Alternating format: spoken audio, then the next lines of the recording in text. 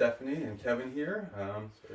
Figuring how it's going to work. We don't know yet, but we'll figure something good out. Absolutely. Yep. So both of them will be a part of the podcast moving forward. And again, we're going to figure out a good way of how to incorporate everybody. But you guys got plans for the weekend? It's like the first nice weekend of the year. I know, it's so nice. Right? So nice. Nice. You guys have plans?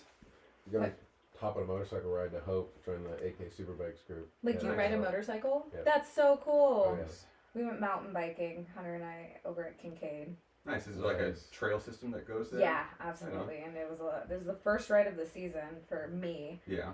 And that was a lot of fun. I'm glad I did it. Nice. We have a guy in our morning class named Travis. I think he does like a mountain bike, like downhill mountain biking. Like a, I don't even know what you'd call it, like an instructor or a guide. Mm-hmm. And then in the wintertime he does like big mountain snowboarding guide, like heli guides type stuff.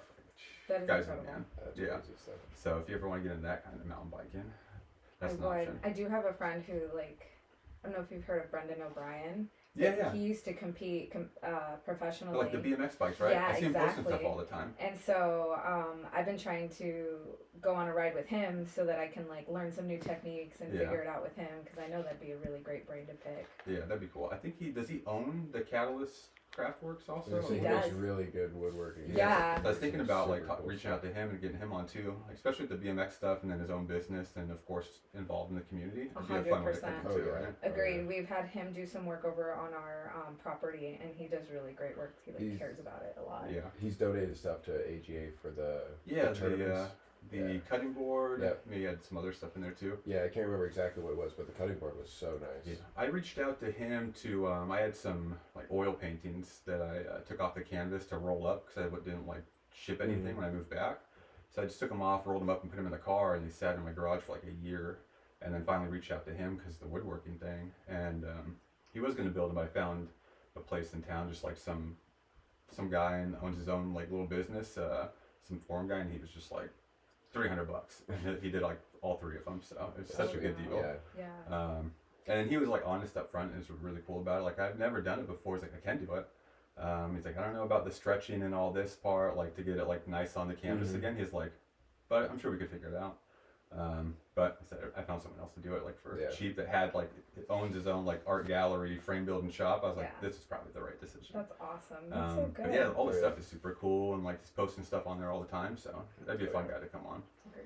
Nice, man. We went to Big Lake yesterday. We have friends who we like know somebody who knows somebody with property out there. Love so we went out like a month ago maybe, and jet ski. They got like the pontoon boat. Was it good weather? Dude, it was like, it had to be like 80 degrees. Yay! So, okay, like, good. That's like, I'm like, from here down just burnt.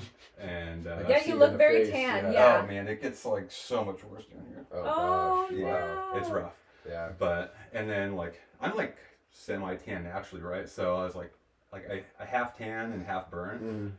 But man, like I definitely burned. You're like one of those people that doesn't need sunscreen.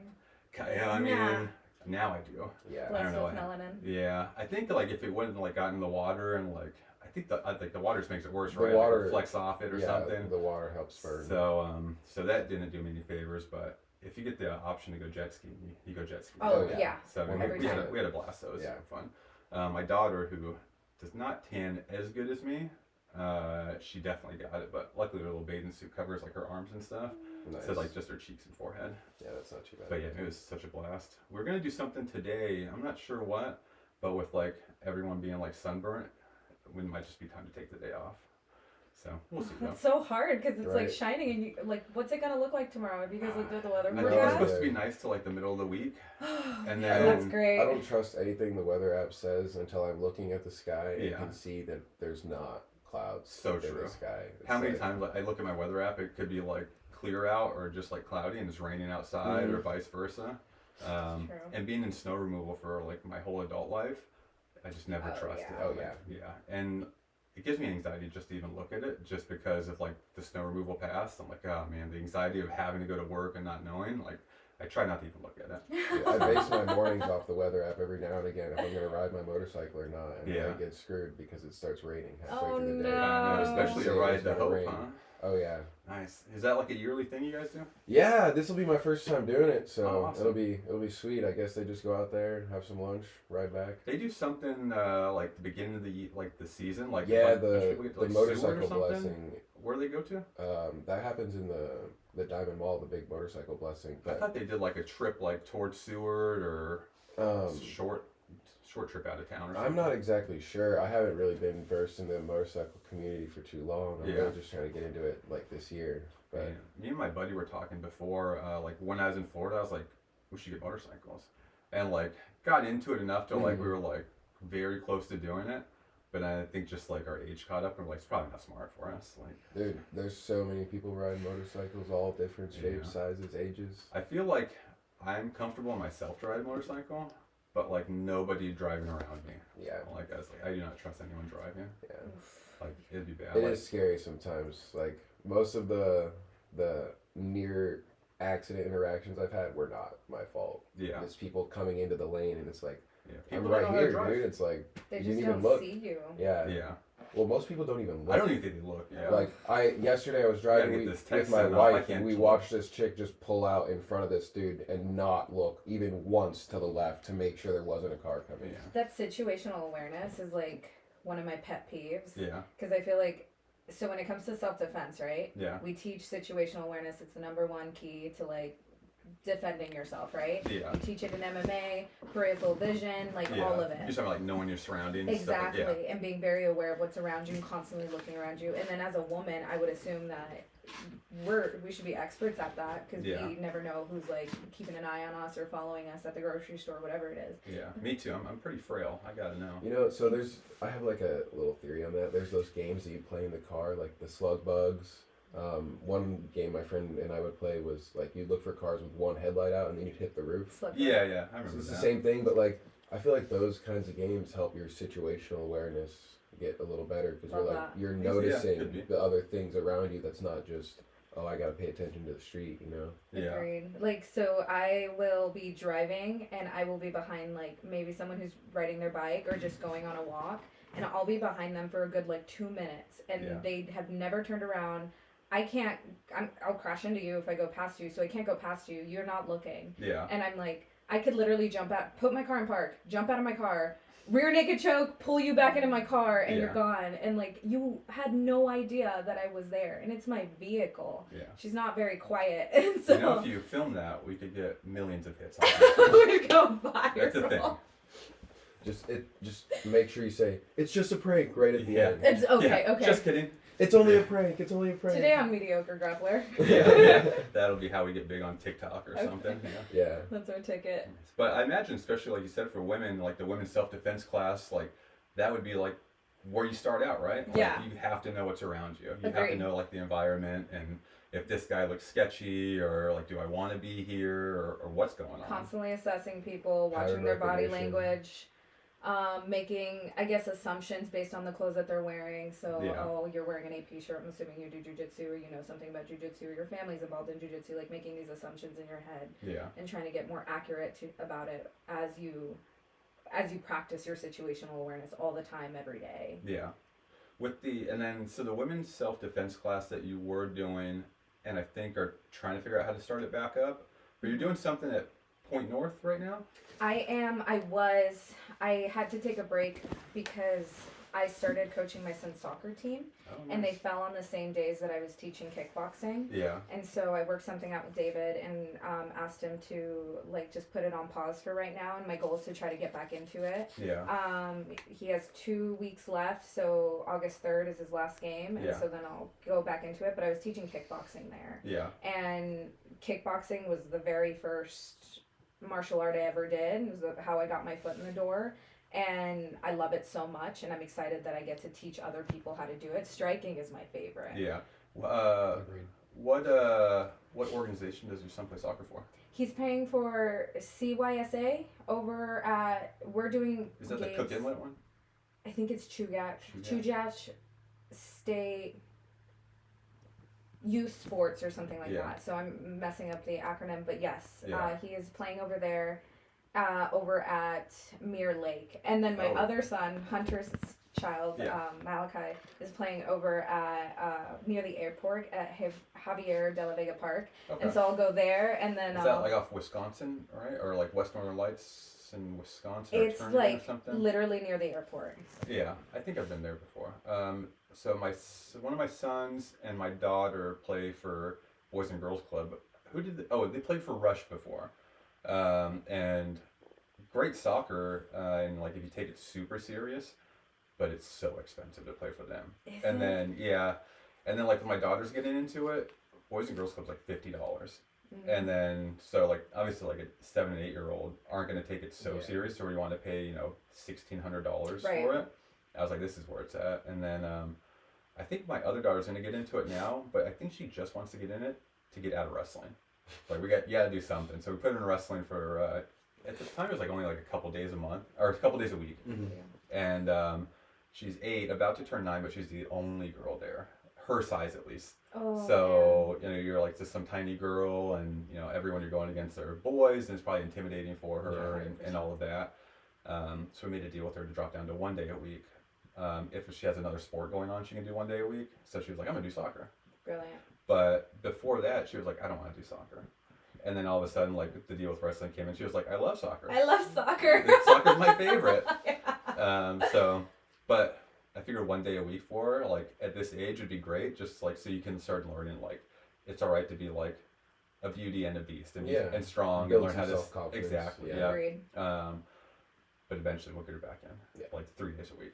Yeah. As much as possible. I'm hoping my son, both of them, get into like jiu-jitsu, wrestling, or some sort of combat sports because it's so beneficial to just your mindset, your ability to strategize, and the ability to defend yourself and protect yourself. It's so much more than just that combat you're learning, right? Like you're learning so much like about yourself and just like the mental side of it that you don't even know you're learning. Life skills. Exactly, like the life skills you're learning that aren't even going to come into play for you, or you're going to realize it till you're like a teenager or probably like in your 20s or something. Yeah. But like it's just going to be natural to you now because you're learning it from that young age. And like I said, especially for like the daughter, like I feel like that's like the biggest thing I could do for her. Agreed. Whether she likes it or not. I know. Yeah. So I know. I had the same thing with Vincent too. I just forced him into it. And then he was doing like 5 days a week when he started. And then like I'm trying to like learn from that because then he like kind of burnt out and he didn't like it. And now like he gets back into it, and it's been off and on for like, man, like I don't know, it's like 7 years probably. It's been a long time. That's good. It's awesome that he's around it. Yeah. So now I'm just trying to learn from that. Like, all right, don't push too hard because they'll hate it. But I'm like, you got to do once a week.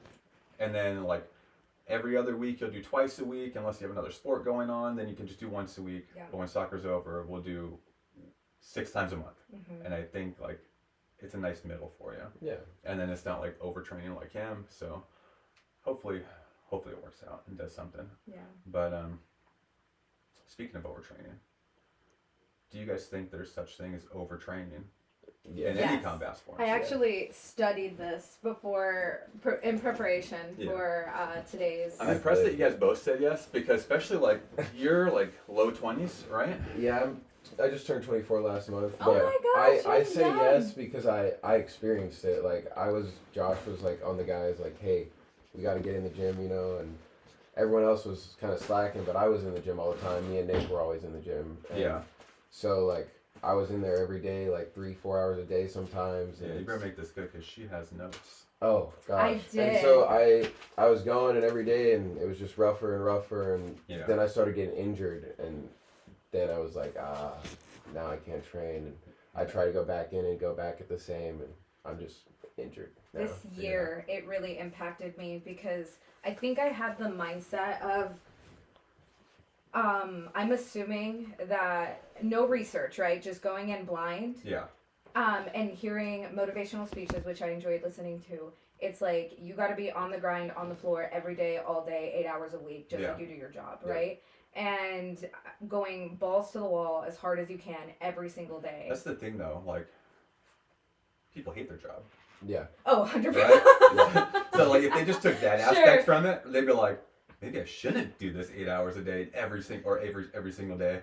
Maybe I should pace myself. Yeah. Because I hate what I do every single day. Yeah.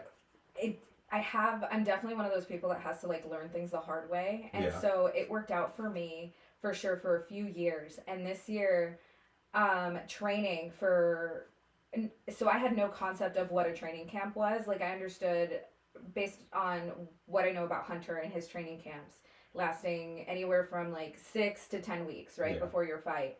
I'm going like, well, then it should be better if I do months, right? Like 6 months. Yeah. And so I wanted to prepare for the fight in June over in Fairbanks on Melinda's card. Yeah. And in October, I was like, I'm going to start my fight camp right now. Boy. Yeah, I know. So I'm going hard, balls to the wall every single day. I'm in there hours.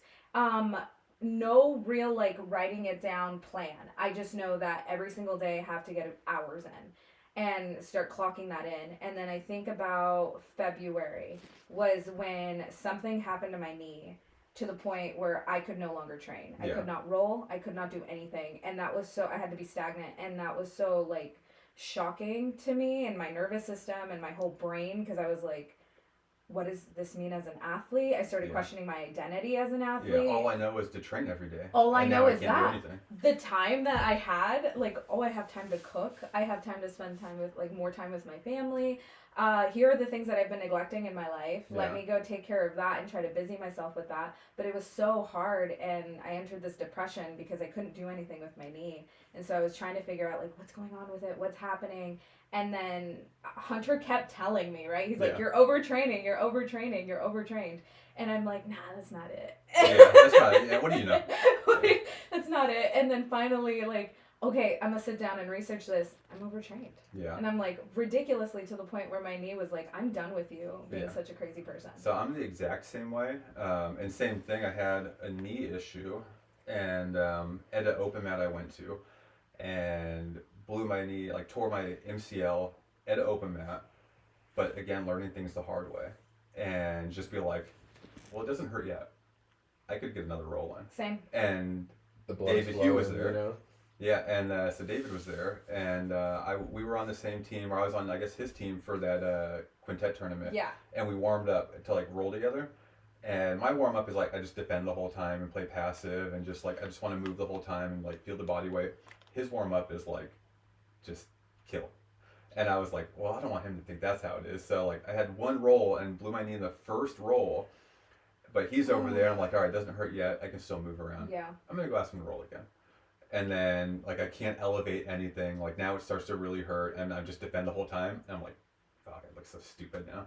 This is how I roll to him now. Yeah. And then I don't know how long I took off. I probably took less than a week off. And then I just like slammed it with like a heating pad every day, all day. And I mean, it helped so much. And then I just got back into it, but still couldn't play guard, still couldn't elevate. And that was probably 4 or 5 months ago. It was a little bit ago now. I guess it was probably less than a month after that quintet tournament. And then I'd say just till a few weeks ago, like I just started like being comfortable playing guard again. So I just trained all the way through it. And now I'm just like, well, like just tried to adjust around it. Like I'm gonna like squat now. I'm gonna actually lift and like work out my legs and do this. And I feel like that's helped, but still it's like in the back of my head now, just because it was so bad at the beginning. Mm-hmm. Same. And that's been the way for every injury I've ever had. Like if I hurt my back or whatever I hurt, it's like I can still train. I'm just gonna adjust what I'm doing around it. That's how I with my elbow. Yeah. And then so like you learned it at like mid purple belt then, right? Like just recently? Yeah, just recently. When I was thinking about this the other day, I was like, I probably didn't learn it till the end of purple belt, very beginning of brown belt. I was like, oh, there needs to be some type of balance to this. Agreed. I need to pace myself. I need to make a plan. And if I learned it at purple belt, like I was so close to brown belt already, I was like, we'll figure that out after brown belt. Like I'm this close. We're just going to push the rest of the way through it. And I feel like now, like I'm in like my mid 30s, like halfway through brown belt. So like, let alone just like the age of like, you're just not like a young buck anymore. Mm. And then like just the grind of like getting this far into jiu-jitsu, I'm like, it's too late. Like I should have paced myself way earlier. Okay. Now I'm just trying to like be able to like roll once a week and just show up to class. And it's tough for me now. Like I burnt out and overtrained so much, and I didn't learn it until this year's. Yeah. I readopted the mindset of being a white belt again because I've noticed in sitting back and only being able to go to classes, because I did the same. So I did something to my knee in February, and then I was like, I'm fine, I'm gonna push through it. And I think it was like end of April, beginning of May, that it became so bad that I couldn't push off this knee at all. I couldn't do any shots. I couldn't frame with it. It's like sharp shooting pain up my leg, and I'd wake up and it'd be in pain, and when I'm driving I'm in pain. Yeah. And so I'm like, I need to take a step back. So I'm like blanking on what I'm saying, but I know I had to take a step back after researching and figuring out what I needed to do. I started implementing more like mobility exercises. Yeah. And in watching my teammates as I'm just sitting there taking notes in class, I'm watching them, and they've already adopted this mindset. And I'm like, I don't know where you guys have gotten this from, where they're like, oh, I'm coming in with a plan today, and this is my plan, this is how many rolls I'm going to get in, I'm going to focus on this technique, and that's all I'm going to do, and I'm going to start my situationals from that. And I'm like, you guys are so smart. Yeah. I wish someone would have told me this, but at the same time, people tell me that now, and like I'm watching other people roll, like high-level guys rolling, and like they have plans of what they want to do during a roll. Yeah. And I'm like, you guys have plans for this? Yeah, same. Like, we're just winging it. Like, same every time. Yeah, I'm just winging it. Yeah. I don't know. Say a prayer and jump in. Dude. Yeah. And so then I'm like, all right, I need to have a plan. Like, all right, we're going to get a takedown. I'm going to pass. I'm just going to dominate on top. But then, like, I get tired. I'm like, all right, this plan's too much. Like, we're just going to roll over. And we're just going to play guard again. So. I did hire a coach. So I got to go to this seminar in Portland. Yeah. Where it was like an all-women seminar. Yeah. Mm-hmm. It was an all-women seminar for 3 days. And I met some, like, it's all women, all belt levels, but like there was like 10 women that were black belts in the room. Yeah. And that was just like so mind-changing for me. I wonder if like men feel that same way when they're like idolizing another belt or a higher belt level. They're like, whoa, I can see myself in that position. I finally felt that when I was in this room with all these women. Yeah. And so I hired one of them who was a coach for jiu-jitsu competitors, and she started helping me build it in that way, like where I have a plan. She started giving me nutrition advice. She started helping me with like, this day you're going to focus on this, and this week you're only going to focus on this. And so that really helped me put it down on paper, like go, oh, this is the way that I need to do it, and not go balls to the wall every day. I am setting a specific set of rolls for today, and I'm only pulling on guard the whole time, all week. And she wants me to videotape all of those. She analyzes all of it, tells me what I'm doing wrong. It was a life-changing experience for me. Are you a fan of like videotaping rolls and just watching them yourself? I wasn't at first, but afterwards I have become a fan of them. Yeah. Just being able to analyze what I'm doing, because in the moment I feel like as a jiu-jitsu player, you're giving me a ball of yarn. Yeah. And you're all these concepts, all these tricks, all these techniques, and you're going like, you roll with it, and then as my coach, you're going like, oh yeah, pick the thing that you're not good at, and then, or pick where you went wrong, and then analyze that and come back to it, and then fix it. Yeah. And then I'm going like, oh, but there's so much here. Like, how do I begin to untangle this? And in having someone who is more knowledgeable and actually break it down for me, tell me like, well, this is how you untangle it. Yeah. And then do that, and then actually spend the time doing that every week. Yeah. Because the time is going to pass. You might as well use it productively. Yeah, that's like a hindsight thing for me though. Like, I should have used it productively. If you hand me a ball of yarn, I'm gonna just turn into a cat and just patting that shit around. Nothing's happening. That's how it felt at first. I'd be like, wee. Yeah, like, nothing happened. So I like to videotape spars and watch them back and see like where I could have done better head movement, or like there was openings, or where I could have guarded better. Yeah. So my instructor, Roger, he wants me to like videotape. He's wanted me to do it forever. Like the videotape, like, all right, go to this open mat and video your rolls, and then send them to me, and you tell me what you think and break it down, and then I'll break it down for you. But adding that extra, like, the videotape, and like, hey, do you mind if I film this roll? Yeah, I have to ask. I'm just like, for me, like, anxiety is like, no way. I'm really? Not asking that. Yeah. And I also feel like, and I know they would be. As long as you don't tell them, like, I'm not going to post this on Instagram, make you my highlight reel. You feel me? Like, but this is I feel like that's the outlook. If someone came and asked me, hey, can I film this roll? I'm like, yeah, but I promise you, you're not going to, like, make some highlight. Same, like, the technical people are going to rise to the top, right? Unless, you know.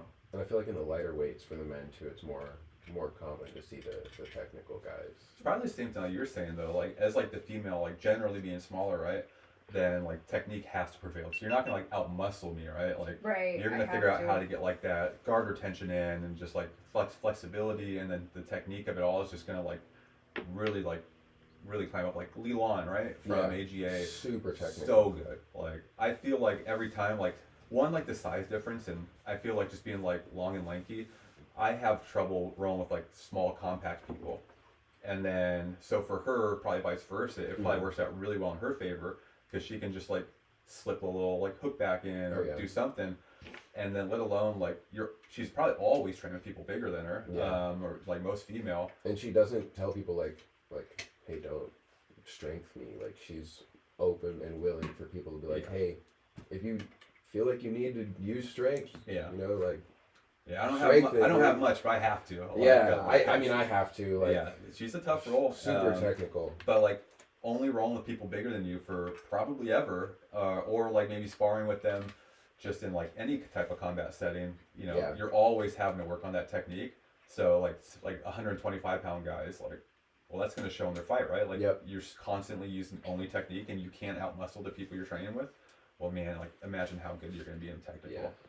And especially once the girls start doing steroids, then it's all over.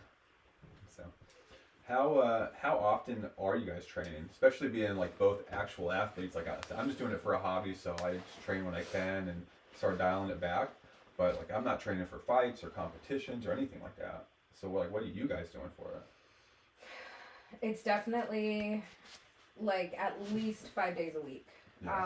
Where but every day has a plan. So like one day I'm only focused on my cardio and conditioning and for that. And so I'm going to run, or I'm going to do sprints, or I'm going to do a certain amount of rounds, balls to the wall as hard as I can, for 6-7 minutes. And I'm going to nail down this many rounds. I'm going to jump rope. I'm going to do whatever I can for that one. And then the next day is going to be only strength building. So I'm lifting, and I'm doing lifts that, pertain to my sport, and so I'm lifting with specific techniques that allow me to be able to wrestle better, or build strength in my wrestling and my legs and the parts of my body that are weak. Another day, so like an active recovery day, could be mobility exercises. So I'm only working on my flexibility, my mobility, my ability to be able to like recover, because I'm still recovering from this knee. Yeah. And so I'm working on that, and then the next day is going to be like only jujitsu. I'm only doing jujitsu, and it's drilling. I'm only drilling, and I'm only drilling. I'm gonna drill from turtle, and that's all I'm gonna do. And so then my whole thing is focused on that. And then the next day, so like it looks like that, and where like every day has a purpose, and it's got its own purpose. So it's not like everyday cardio, because if you've noticed, like you could probably do really well in the first 2 days of cardio, but the third day you're like, why am I doing so bad? I wasn't doing like this yesterday. Well, you're not giving yourself your nervous system time to recover. I feel like that on day one of cardio. Why am I so bad at this? Why am I so bad? It sucks. Yeah, and so every day has a plan now. I set a goal before I go. I set that intention, and then, I think being very intentional with how I train has made it so much easier for me to, like, I'm not having to, or, like, I'm lasting longer, or, like, I'm having more good days. Yeah, that's good. What about you? I mean, I just show up every day. I try to show up every day. The days that I'm hurting, I hang out. I do some you like splitting it up though, like recovery. Is it like jujitsu one day, striking another day, or is it just like it's whatever the schedule? So the schedule is Monday, Wednesday, Friday is striking and gi jujitsu. Yeah. And then it's open mat. It used to be MMA Tuesday through Friday after all that. Yeah. But now it's just Tuesday, Thursday for the summer time. Okay. And it goes back to like every day after that. Yeah, probably. And then no gis Tuesday, Thursdays, and then MMA is after. So I just do those. So striking, jitsu. That's good. Maybe that's what I need to do is throw some other stuff in, so I'm not just so solely focused on just jiu-jitsu and grappling every day. That way I can let like all of that stuff heal and do something else. Mm-hmm. But and if I don't go to the gym, I try and do something active. Check the bike or go lift. I need to get back into lifting. I broke my pinky a while back and stopped lifting. That's what I would do. Any excuse to stop lifting. Oh, dude, I hate or cardio lifting. Or anything. What? I love lifting. I haven't lifted like solidly since high school, so it's been like 20 years since I've really lifted. Such a waste of time. What? Why do I want to just pick up heavy things and put them back down? Because I'm having to pick your heavy ass and put you back down. That's why I just pull guard. I don't want to lift anyone up. Yeah. That's why I just want to punch people. I don't want to control you on the ground. That's the thing. That's why I don't want to throw anything else in the mix. I don't want to get punched. Aesthetics?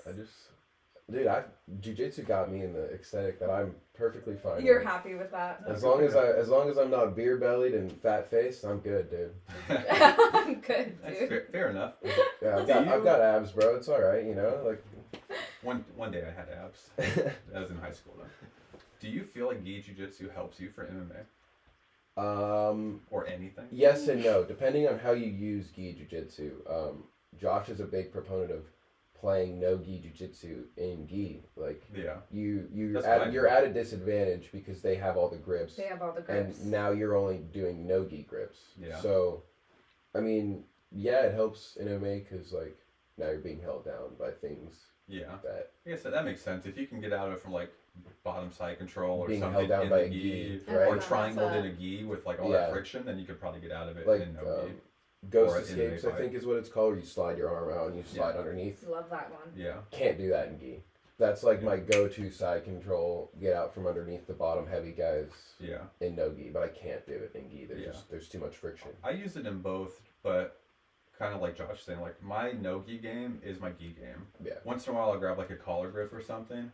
Same. But man, my fingers hurt, my grips suck. And I just don't have it in me to want to wear the gi anymore or like get grips and like have to go through like my hands hurting the rest of the day. So everything is just no gi the whole time. With the finger, my gi game has changed to no gi. I really liked grabbing gis and holding on to grips but broke the finger. Not a fan of it. I used to like it. Like when I started out, like right after high school, like it was all no gi. I never put a gi on until I started going to Legacy when it first opened up. And I got into it just because, like, you know, stripes and promotions, and like I felt like I just kind of had to. So I got into it, but then slowly I was like, I came back to my senses, and I was like, this is stupid. I don't want to do this at all. Like, I just want to do no gi. But I don't think anyone's like promoting someone in just no gi up here. So, unfortunately, you gotta do all. I think Legacy will consider it, but I mean, we not do Roger. it AGA. If you don't really go to gi class and you come to no gi all the time, they'll throw a belt on you or give you a stripe. You're right. Maybe they don't. You've got the Mitchells who are hiding in white belts. And so right? Really? Yeah. Oh my god, dude. Oh my goodness. That's what happens. You don't put gis on. Though, yeah, right? I mean, that's Hunter. I forget his last name. Gerard. Yeah. The hunter at our gym. Yeah. He's a blue belt. That dude should be a purple belt. But Yeah. he just didn't ever wear gi forever, and like. Yeah, I rolled him a few times, like, but this is probably back when AGA was on international, I guess not international, but by the City Diner. Minnesota. And in that tiny room, and yeah, like the pressure, like he put, like, that's like a wrestling type pressure. It was really good. He's wrestled a long time too, but. Yeah, so that's what it is. So those guys are always fun to roll with, but yeah, so I guess I can see where the gi helps you, but I'm just biased and I hate it. Yeah. So. I don't know, I like gi. It's a blue belt thing to say, which means it's a white belt thing to say. I'm trying to like gi.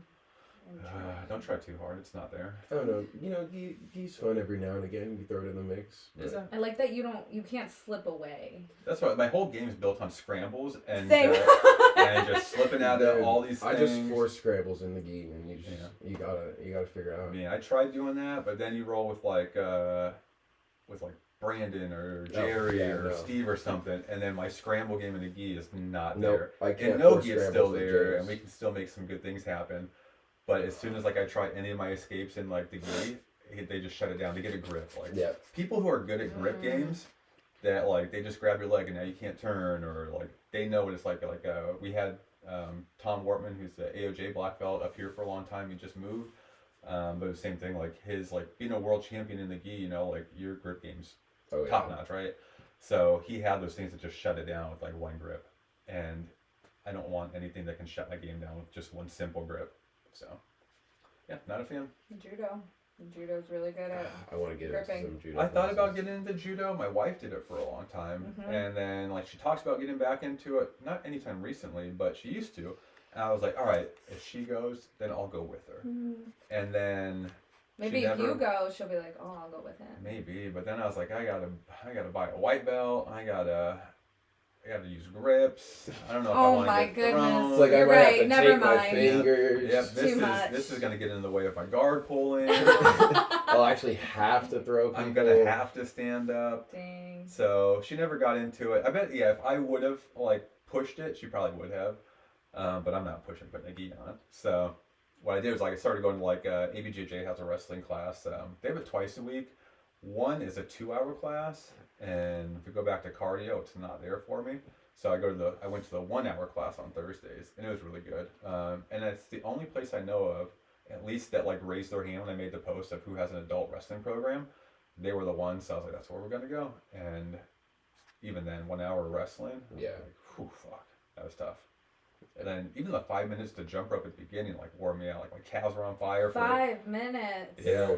The kids class for Legacy just started doing jump ropes beforehand. I think they're like trying to get up to 10 minutes. Let's go. And I said, my calves were burning for days. Yeah, 100%. The Muay Thai PVC jump ropes. No way. Dude, those are terrible. I was in California and did that for a little bit, and that was... It's like a weighted jump rope? Yeah, it's like a thick PVC pipe, and it's wood handles. Yeah. Oh my gosh, those things hurt so bad when they hit your foot. Yeah. I suck at jump roping too. It's literally like that thick.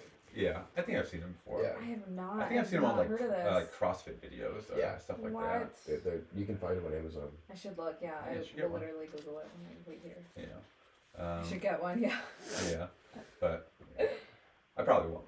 I don't do anything. I'm gonna be like, I should do this, I should do that. I should throw striking in to calm down on jiu-jitsu and have something else to obsess over. Striking is the best, personally.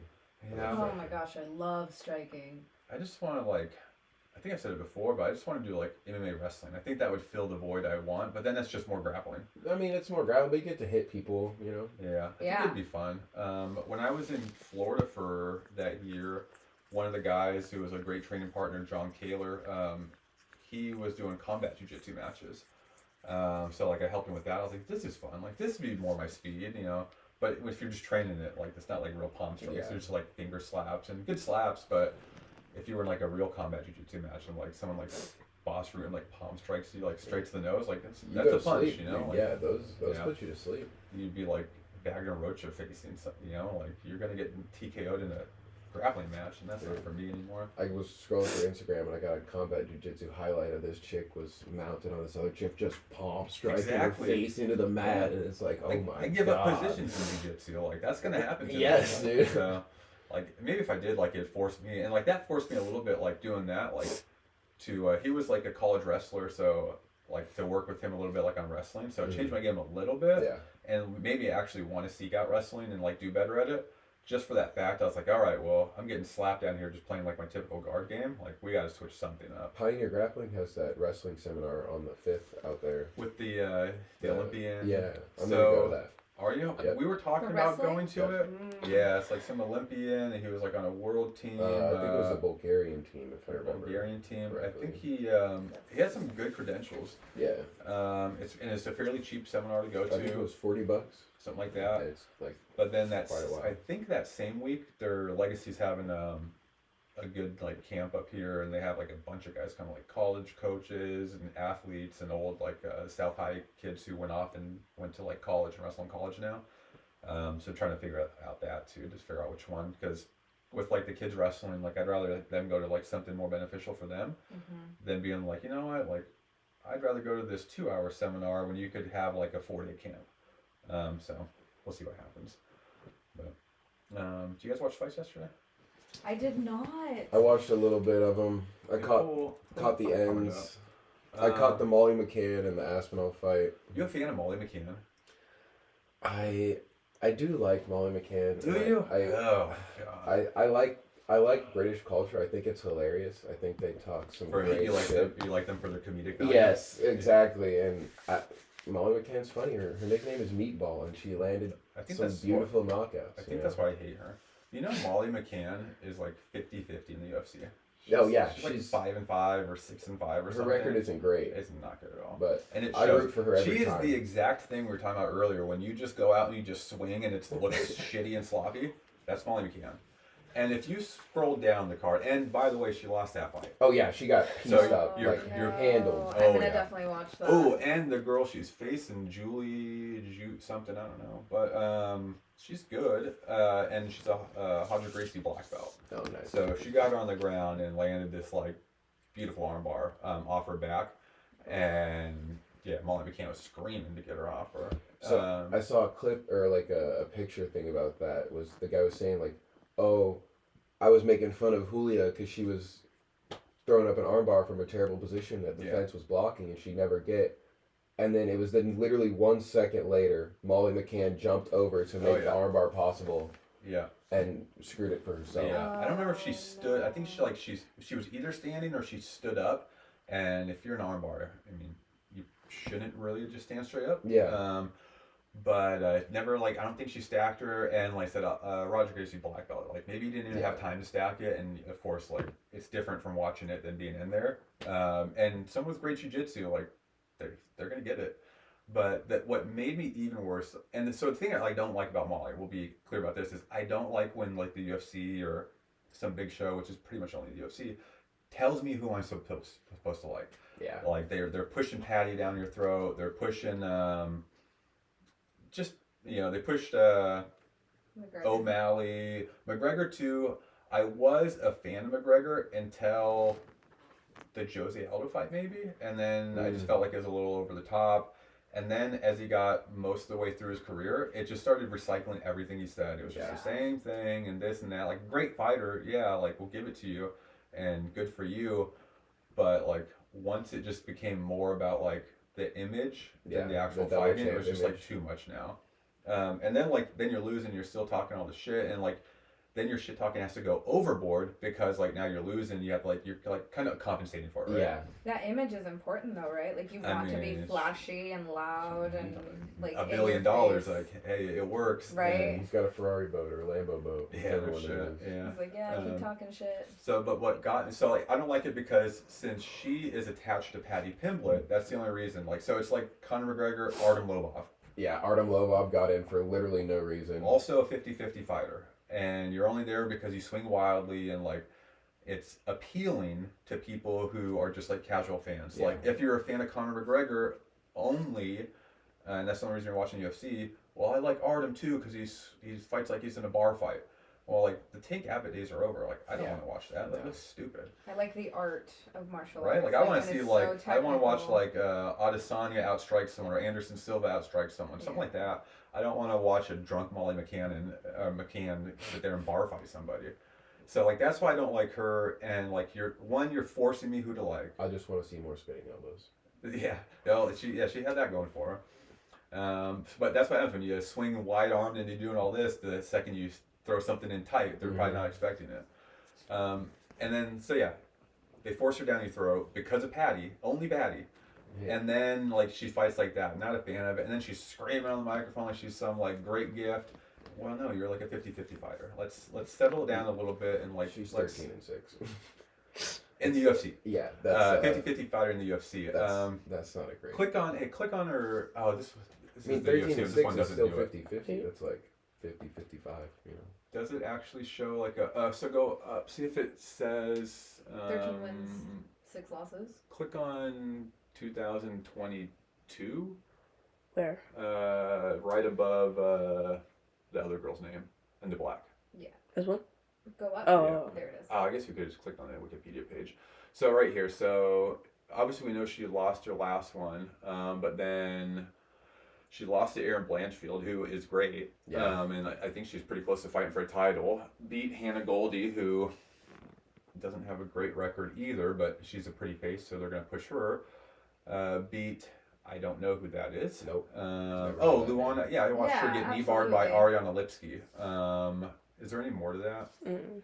Hey, go to her Wikipedia page, though. But, yeah, click on that. That should take you... Go to Wikipedia. So there's a button under About. Wikipedia. Yeah. Hopefully it takes us to her page. Yeah, so scroll down, you can find MMA record. Keep going, it'll be like blatantly different than this page. Right there. So, yeah, so just lost to Erin Blanchfield. So you're coming off of a decisive loss where you got subbed in the first round, and now you're at co-main event. Come on. And then she beat 3 people. None of them are, anybody necessarily. Yeah. And they're all by unanimous decision. Yeah, and then you lost to 2 people. So where's her UFC start? Her first loss. Right there. 2. So she's lost 5 and won 5. And then if you're coming off a loss, you shouldn't be in the co-main event, I feel like. At least then you're only there because Patty. Yeah. So now go back to that fight card. So like I said, not a fan of her, but her style's not what I like to watch. Go back one more. And now, so scroll down on the card. It's like the early prelims. Keep going down. That doesn't show. It doesn't show. So, who is it? Ketlin Vieira. If you guys know who Ketlin Vieira is, she's like ranked number 4 in the world, and was fighting Pani Kiadze. I don't know if the last name's correct or the pronunciation, but she's like number 6 in the world, and they're fighting on the early prelims. So you're talking about like 2 girls who could easily fight for a title within one more fight, or on like the first fight of the night or the early prelims. And your 50-50 fighter Molly McCann's the co-main event. Yeah. That's not right. Okay, I see. Yeah. And it just rubbed me even more the wrong way. Who else was on that? We'll go up a little bit. Yeah, go up. Paul Craig and Andre Muniz. You're like super into this. Yeah. Like I want that type of knowledge. Yeah. It's my only sport or hobby I watch. I did catch the DeCasey fight. Did he? So I didn't. That one ended in some controversy because right before the whole finishing sequence happened, they had a clash of heads, and it looked like it stunned DeCasey a little bit, and which caused him like to go down and then start the whole grappling sequence that ended in the armbar. Yeah, I feel like headbutts have been a big thing lately. There were like back-to-back shows where one, I think they stopped it, it went to like a no contest, and then the next fight it went to a decision. And it's just been like a big thing, but I mean, they happen, unfortunately. Yeah. When 2 people are shooting at the same level. Right, yeah. Andre Muniz, you guys know who Jacare Souza is? Yeah. Like ADCC, IBJJF champion, like the guy's credential. He came from jiu-jitsu. Yeah. Andre Muniz tapped him. I don't think he even tapped. He just broke his arm. And so he's like a great submission guy. Paul Craig's also a really good submission guy, and ended up dominating the submission or the grappling, and then I think TKO'd him. Yeah, I missed that one. Nathaniel Wood and Andre Feely was really good. I felt like that could have gone either way, but Nathaniel Wood, I believe that's like his hometown, was in London, so if it was a close fight, it was going to him for sure. Go up. That should have been co-main event in my opinion. Molly McCann and that. Tom Aspinall and Marcin Tybura. I thought that fight was going to last a lot longer than it did. And I feel like Marcin's he came back like not so great when he first started out in the UFC. But then like, I don't know if he got cut and he came back. But when he came back, I felt like he went on like a really good run and was like fighting like real top guys. But Aspinall's something else. Yeah. Like, especially for a heavyweight, like that good in shape of a heavyweight. It was like 1 minute and 13 seconds. Yeah, he looked really good. But when that drop he took, like he was one of the ones he get hit, he just bent over and went straight back. Mm-hmm. It was pretty nasty fall. Go to the next card. They like super just like flooded those UFC events. Like I think they had like 7 events in 7 weeks or something. I've heard that their licensing deal is coming up, and so they're making a bunch of sick cards to try and get renegotiate.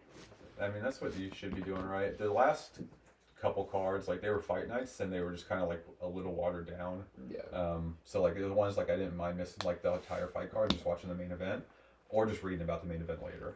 Like yesterday, we went to a Big Lake, and probably any other time, I'd be like, we can't go to Big Lake today.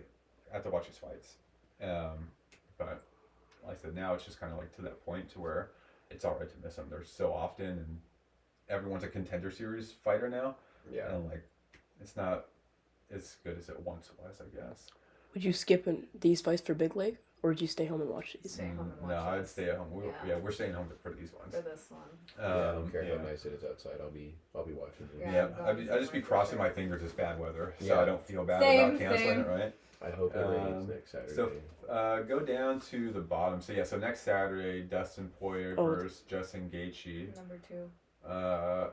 Miranda Maverick and Do you guys remember when they brought Priscilla Cachoeira in to fight Valentina for Valentina's first fight at 125? This unknown girl they brought from Brazil, and Valentina murdered her. And Dana White blamed the referee for it being so bad. But the girl was like fighting back enough to like not stop it. It was borderline, but you're like, well, she's defending, she's rolling over, getting out of the bad positions, giving up her back, going back.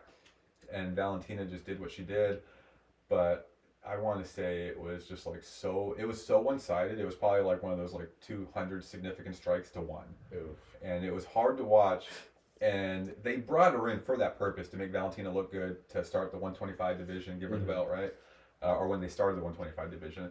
So they brought this unknown girl no one's ever heard of and just fed her to the wolf. And then Dana White was like, it was the referee's fault. He's fired. He's out of here. He'll never come back. Did he fire him? So he can't fire him necessarily because he works for the commission, but he sure made sure that he couldn't come back. And I think it was Steve Mazzagatti, but it might have been Mario Yamasaki. Both guys aren't reffing for the UFC anymore. Yeah, both of them have some questionable reffing careers towards the end of it. Yeah. Urosh Medic, I think he fights out of ABJJ. Yeah, and he did for a little while. Or when he comes up here, he did, but now he's out of King's MMA with Rafael Cordero, so that's pretty cool. I don't care about CJ. He still reps Alaska. Go up until Jake Matthews is at the bottom. Jake Matthews is real good. He like an Australian guy, and he's always been one of those guys, like if you put it together, he could definitely do some real damage. So I don't know if he's like been out for a while or like he had a long break, but he's really good. Oh shit, Derek Lewis is on this card. I was gonna say he's on the prelims. So that's sad that he's on the prelims. Also surprising, like I haven't heard one thing about him being on this card. So you're going from being like the knockout king, main event, being like the heavyweight everyone wants to watch, to not even headlining the prelims anymore. Yeah, that sucks. You're prelims now. And Rogerio de Lima, that guy's pretty good. And a big guy, that could be tough. I assume he knows grappling from Brazil. It looks like Derek Lewis isn't even favorited to win. No, Marcos Rogerio is the minus 175 favorite. Everyone's probably just like, everyone betting on the fights for like, well, I watched Derek Lewis the last few fights. Like, we're going to put money on the other guy. It's just kind of a safe bet. I really like Derek Lewis, but like if he doesn't get the knockout within like the first 2-3 minutes of the first round. And the thing about Derek Lewis is like, and you watch it, when he doesn't get it, you watch him start to break. Yeah. Which is sad because like once it starts going downhill, you watch like the panic and the shell up portion of it happen. Yeah. And you're like, and then once in a while he'll try to throw a big bomb to get back into it, and he just kind of goes back down. So that sucks. It sucks to watch that. Yeah. Go up to the main card now. Chiesa and Kevin Holland. That should be fun. Tony Ferguson and Bobby Green. Yeah, that'll be great. That should be. I feel like that's a loser leaves town match. Bobby Green's been in this thing forever. Remember Bully Beatdown? Yeah. With Mayhem Miller hosted. Yeah, you watch that show? I watched that show. The first time I ever watched Bobby Green was on that show. He was the guy to come in to beat the bully up. I remember that. And in the show, he looked a lot bigger. But Tony Ferguson, he's obviously at the end of his career too. Stephen Thompson and Michael Pereira, that should be really fun. Like Michael Pereira is like super, super flashy, and it's just a known striker, so that should be really playing to Stephen Thompson's wheelhouse. Jan and Alex Pereira, who do you guys have with that fight? Blachowicz. Do you? I think he grapples Pereira 100%.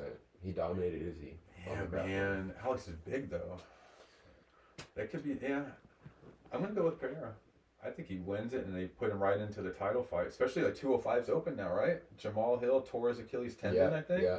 So. Playing basketball. Was that what it was? That's what I heard. Dang. Wow, that's sad. Crazy for the 205 division because Yuri won it and then like tore his shoulder or something and had to relinquish the belt. Jamal Hill won against Glover. Yep. Now got injured, has to relinquish the belt. Neither guy's defended the title. They just win it and get injured. It sucks. But I feel like Alex Pereira versus Yuri in a striking match would be great. So that's probably what they're hoping for. And then the main event, Gaethje and Poirier for the rematch. You know their first fight was 5 years ago? That's crazy. Yeah. Oh, I didn't know it was that long ago. No, it feels like it was pretty recently. Yeah, like a couple years ago or something. What do you guys think happens with that fight? That one's hard. Yeah, I have no idea. That one goes either way for me. It does I go think either Dustin way. wins it again. You think so? I feel like Justin Gaethje is like a technical brawler. I think they just described it as like controlled chaos before. I feel like he controls it a little bit more and he's a little more technical now. But I still feel like Dustin Poirier, like he's down to brawl, but he's always had like a technical brawling style. And That's what I was just thinking. He's down to just stand there in like the phone booth and trade with you, and it's just more technical. I do think he wins it again.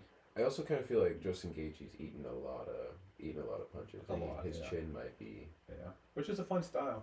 Yeah. It's not quite like you just throw him crazy. Like it's technical.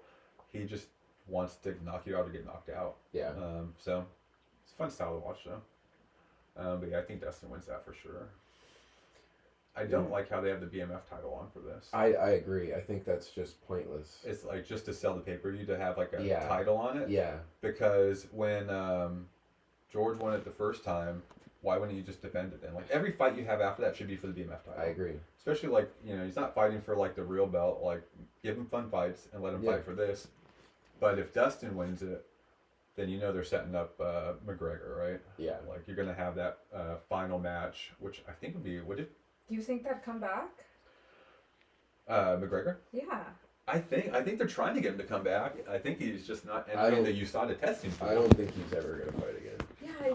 I don't think he should. Personally. Like if you made all that money and like now like you're starting to mix the wins and losses a little heavier with the losses in the last couple, I feel like maybe come back for that Chandler fight because they're trying to set up the Ultimate Fighter. Oh yeah, sure. But I mean, something's obviously going on because you're not getting the USADA pool. But if they didn't make Brock Lesnar get in for the 6 months thing, then they're surely make that exception for McGregor. And lawyers and loopholes, I'm sure he can afford the best loophole there is. I think they should just do the Chandler fight for McGregor because like you gotta finish out the tough season with the coaches fight. Yeah, but they didn't do it with McGregor and Uriah Faber. They coached against each other, but like this was brought up to actually have them fight at the end, and I think it'd be a great fight. Like that's the perfect fight for McGregor to come back to.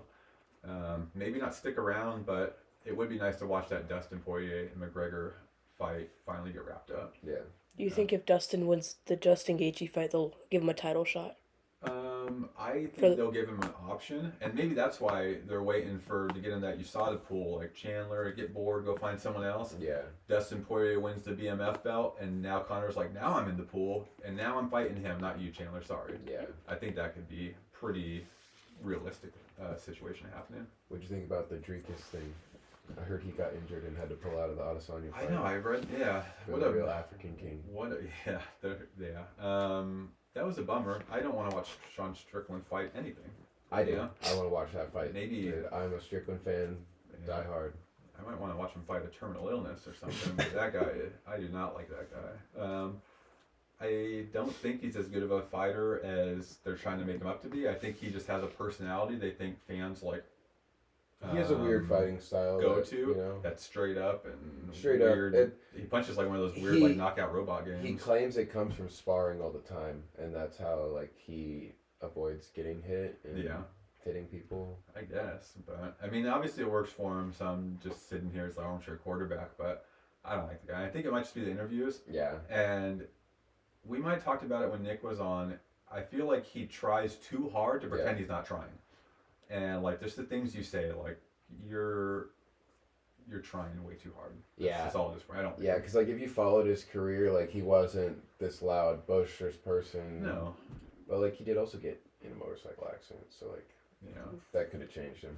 Well, happened to Gary Busey. So, what time are we at right now? Hour and 4. Hour and 4. All right, let's wrap it up. So again, we'll have obviously both of you guys on. We're gonna figure it out and how it works out. But at least once a month we'll all be on here and then try to sprinkle in some guests and figure out new ways to help grow this thing a little bit more and a little bit more. Oh yeah. Where can we all find you guys at? You go first, Stephanie. On Instagram, I'm mostly on my more private account. I say private, but it's more about like fitness. And because I got certified as a personal trainer since the last time we met together, so I've been training clients, and I love athletes. So And I'm pretty sure that is, I don't even know my own name, Stephanie Arce. Yeah. On Instagram, and then the Mental Warrior is my second page. For the personal training thing, are you doing that somewhere or like out of Legacy? Okay. Awesome. Good for you. Congratulations. Thanks. I appreciate it. Yeah, that's super cool. I'm on Instagram as well, so it's kind of pretty lame, pretty basic. Pretty lame. That's a good name. Yeah. Or lame. Or lame. It's a good lame name. I think it's lame. Yeah, it's a good lame name. It's good. Yep, we'll go with that. And then Mediocre Grappler on Facebook and Instagram. Find it on YouTube and Spotify. Maybe more places now. I found that it's pretty easy to get on more places. So we'll see what happens. But all right. Thanks, guys. Yeah, thank you.